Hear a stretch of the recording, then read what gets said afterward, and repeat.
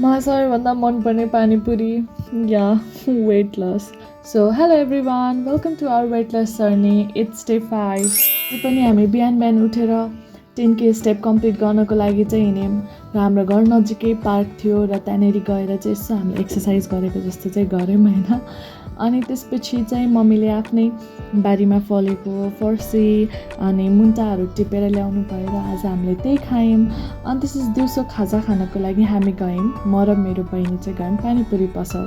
तर मैले चाहिँ खाएको होइन, मेरो बहिनीले मात्र खाइरहेको थियो किनकि अब डे 5मै चिट डे मनाउने कुरा त भएन. सो आई वाज वेटिङ कि कुनै दिन चाहिँ म चिट डे मनाउँछु र खान्छु भनेर. अनि र त्यसको सट्टा चाहिँ मैले मकै लिएर आएँ. अनि त्यसपछि मेरो बहिनीलाई बाई भनेर मैले चाहिँ पठाएँ र यसरी नै आज मैले आफ्नो डे चाहिँ कम्प्लिट गरेँ. So thank you everyone for watching. By.